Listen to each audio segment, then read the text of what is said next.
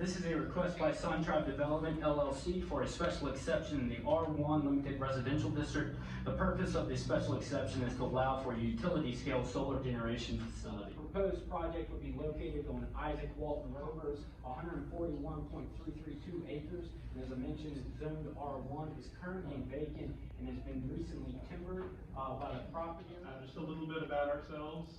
We're a solar company headquartered in Charlottesville. We have over 80 employees in the area. Together we have about 20 gigawatts of collective experience in renewable energy. We've done a lot of projects in Virginia. This is a 10 megawatt project producing enough electricity to power about 2,500 homes a year.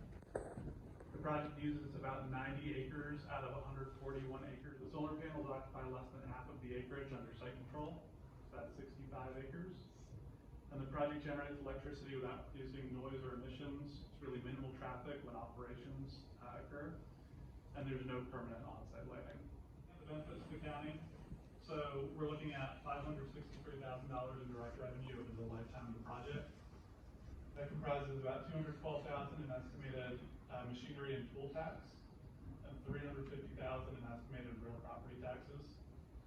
You can compare that with the use as it's currently on site. Over that time, it would be about $87,000 in taxes. So we're about 7.5 times what it would be generated. Unlike other project development on site, this doesn't draw on county services or. Big topic in several counties. It was a big topic at Virginia Association of Counties conference earlier this week. It's happening everywhere. We want to make sure there's a voice for rural conservatives at this table. We want these projects to be the best neighbors possible. They can operate without you really knowing they're there when they're behind that vegetative buffer. They ask about setbacks from roads. They also viewshed and vegetative buffers. I myself am a neighbor to a utility scale project, and once it's built, we won't be able to see it from our homes because it's well screened and well buffered.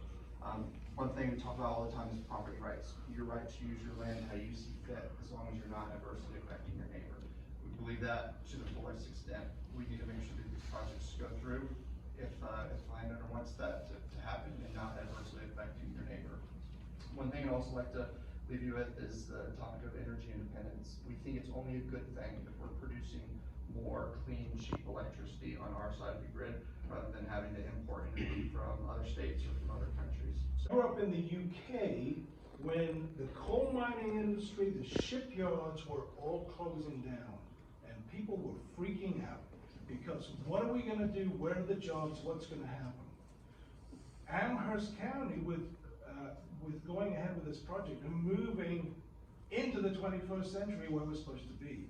What happened in the northeast of England was they had to retrain jobs. They had to bring in new industry. A lot of it was electronics, car manufacturing. You're talking about steel workers and coal miners having to be retrained. This is the future, ladies and gents, and I'm absolutely 100% behind it. And I think if you, ladies and gentlemen, approve this, you're going to have a landmark and you're going to have something